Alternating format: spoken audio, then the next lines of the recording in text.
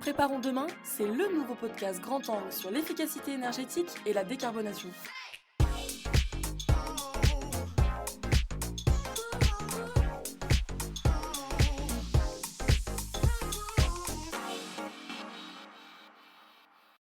Bonjour à tous et bienvenue dans ce nouvel épisode de Préparons demain.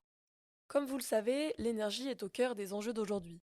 Pourtant, l'ADEME, l'Agence de l'énergie, considère qu'environ 36% de la consommation de combustible dans l'industrie est perdue sous forme de chaleur dite fatale. Ce gisement d'énergie considérable peut être valorisé et représenter un enjeu majeur d'efficacité énergétique, notamment pour les industriels. Ainsi, des entreprises se positionnent pour développer des technologies et des procédés innovants de valorisation de cette chaleur fatale. En effet, une fois récupérée, elle peut dans un premier temps être utilisée pour des besoins en chaleur, que ce soit sur le site ou en externe.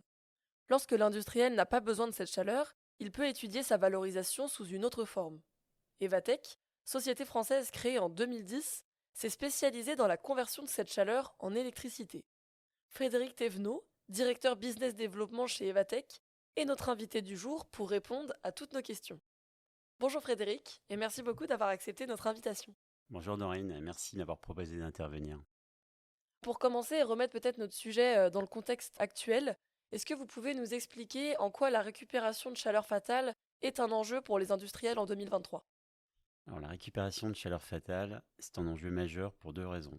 Tout d'abord, un prix de l'énergie fluctuant, que ce soit l'électricité ou le gaz naturel, en particulier depuis les conflits en Ukraine, ainsi que suite aux difficultés des 2 dernières années d'approvisionnement de nos clients, ce qui a créé une grande inquiétude chez eux. Ensuite, je dirais une prise de conscience et une contrainte de décarbonation imposée par le législateur, donc via la taxe carbone notamment, et par le marché, les clients, les actionnaires des entreprises. Aujourd'hui, je dirais que c'est l'économie qui rejoint l'écologie. De plus, de nombreux experts considèrent que la récupération de chaleur fatale, c'est l'un des leviers les plus efficaces pour décarboner les procédés émetteurs de CO2 et en même temps réduire leur consommation d'énergie.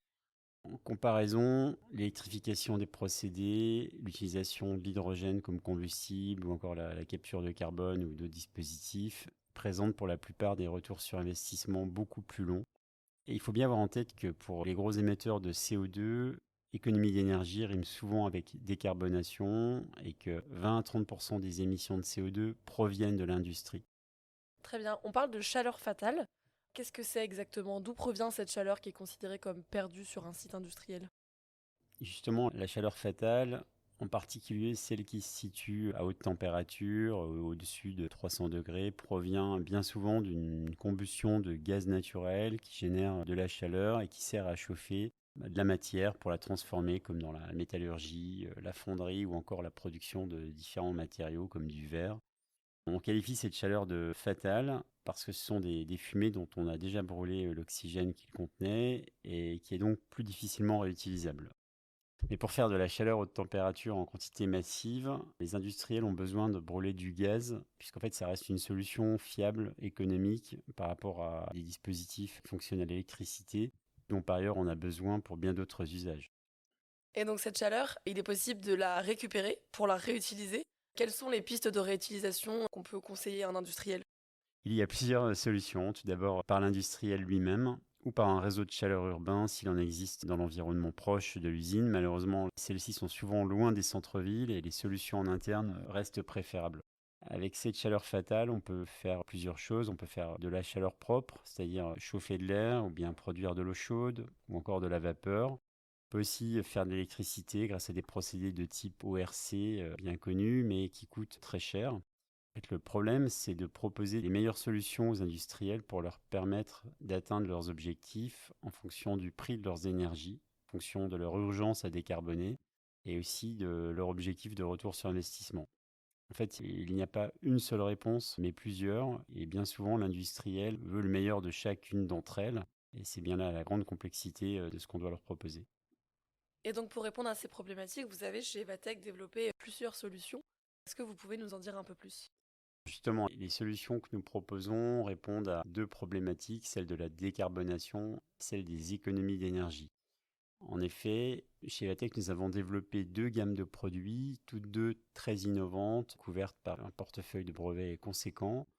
L'une d'entre elles fonctionne sur la plage 300-600 degrés, elle s'appelle Turbosol. L'autre 600 à 1000 degrés, elle s'appelle H2P, qui signifie Heat to Power.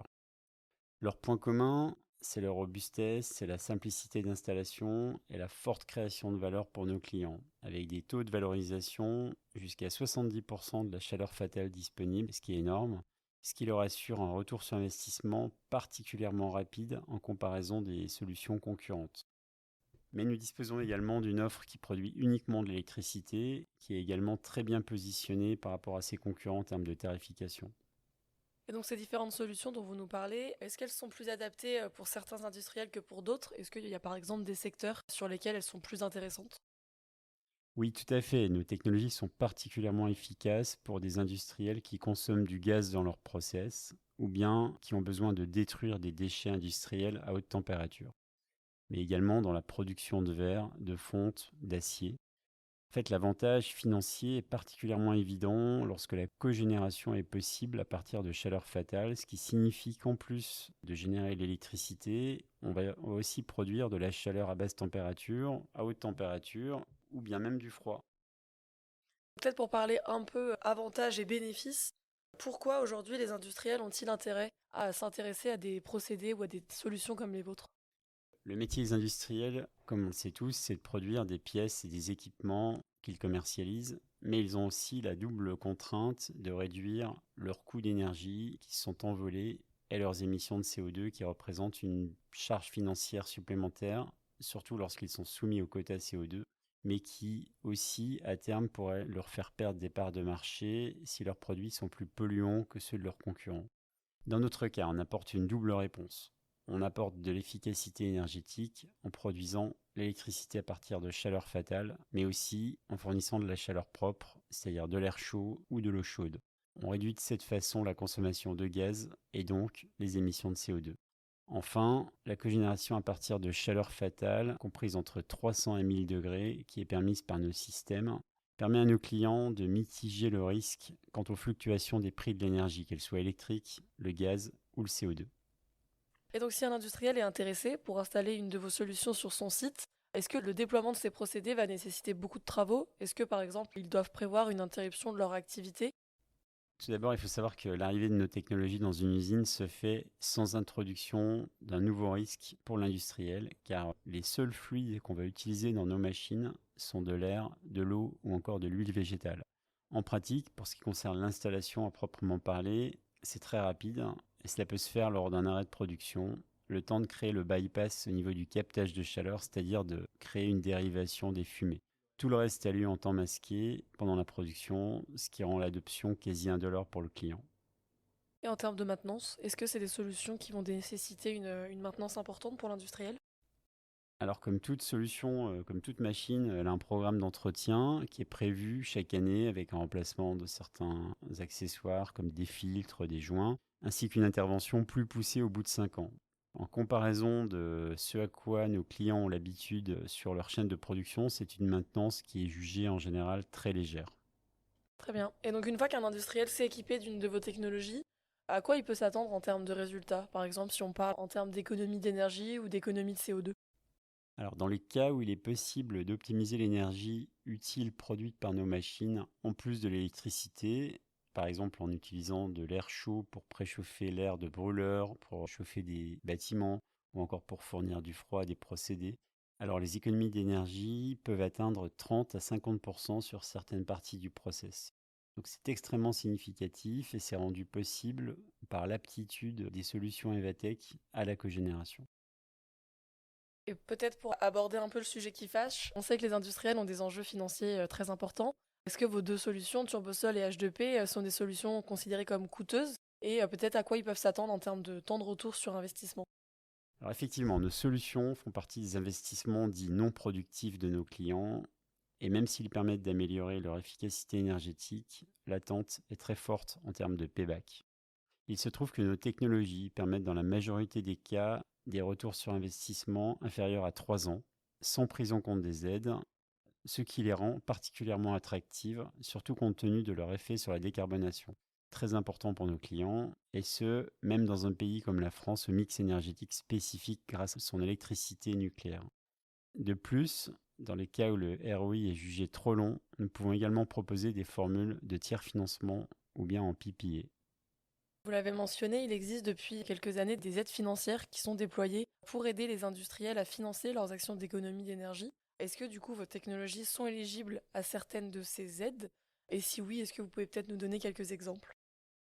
Alors tout à fait, nos technologies peuvent bénéficier d'un certain nombre de dispositifs d'aide, comme en France notamment avec les C2E, les certificats d'économie d'énergie, le fonds chaleur, France 2030, avec les aides ADEME ou des régions via BPI pour l'implantation de solutions innovantes. Sans oublier bien sûr les dispositifs de crédit carbone lorsque les sites sont soumis aux quotas, ainsi que certains projets européens. Et donc une fois que la solution est sur le site de l'industriel, est-ce que peut-être vous pouvez nous donner selon vous quelques clés de réussite pour garantir les bénéfices de cette solution? Alors effectivement, pour s'assurer des bénéfices de nos solutions à l'usage, ce qui est indispensable, c'est d'avoir bien dimensionné nos solutions en fonction des objectifs de l'entreprise cliente et de ses données économiques. Ensuite, pour garantir l'adoption des solutions, ce qui prime, c'est le payback rapide et le potentiel de réduction d'émissions de CO2. Pour conclure, est-ce que vous auriez un cas concret ou un retour d'expérience que vous pourriez nous partager? Tout à fait. Donc, on a un exemple en cours d'installation au sein de l'usine Mersenne, anciennement Carbone-Lorraine de Gennevilliers, côté de Paris, qui nous a sollicité pour valoriser son gaz de torchère qui est issu de leur four de production de pièces en graphite. Et l'objectif ici, c'est de le transformer en électricité et en chauffage de bâtiment. Donc, le démarrage de l'installation est en cours. La solution H2P de Evatech implémentée chez Mersenne permet d'éviter 200 tonnes de CO2 par an, soit une économie de 15% du gaz de chauffage, ainsi que la valorisation de 7% de la chaleur fatale sous forme d'électricité. Ce site présente un potentiel important de déploiement de nos solutions, de l'ordre de 10 machines H2P en fonction du nombre de fours utilisés dans leur cycle de production, c'est-à-dire de quoi rendre le site totalement autonome en gaz pour son chauffage, soit un évitement d'émissions de 1400 tonnes de CO2 par an. Très bien. On arrive au bout de mes questions. Est-ce que peut-être vous avez quelque chose à ajouter de votre côté pour conclure? Ah oui, je crois que tout le monde l'aura compris. Donc la raison d'être de Evatech, c'est de proposer à nos clients des solutions innovantes de valorisation de chaleur avec des paybacks rapides. Donc on a aujourd'hui plusieurs industriels de premier plan, du verre, de la métallurgie, de l'aéronautique, même du papier, qui ont déjà signé ou qui sont en discussion pour s'équiper de nos solutions. En fait, c'est un panel de technologies qui contribue à rendre l'urgence climatique compatible de gains financiers, ce qui intéresse évidemment beaucoup de monde. Merci beaucoup, Frédéric, pour toutes ces réponses. Merci Dorine. Vous l'avez compris, la valorisation de la chaleur fatale présente sur votre site est un moyen efficace pour décarboner vos activités, réduire votre empreinte carbone et diminuer le montant de vos factures d'énergie. Pour encourager les industriels à passer à l'action et à s'équiper de ce type de technologie, il est possible de mobiliser des financements, comme le dispositif des certificats d'économie d'énergie. Vous souhaitez aller plus loin et vous faire accompagner dans l'étude de vos projets? Connaître les différentes possibilités de financement? N'hésitez pas à nous contacter. Ce podcast s'inscrit dans une série de podcasts dédiés à la récupération de chaleur, avec déjà 2 épisodes disponibles. Un premier sur la récupération de chaleur sur groupe de production de froid, et un second sur la technologie Q-Pinch, une technologie innovante de récupération de chaleur. N'hésitez pas à aller les écouter. Merci à tous de nous avoir écoutés. J'espère que cet épisode vous a plu, et on se retrouve dès le mois prochain pour un nouvel épisode de Préparons demain.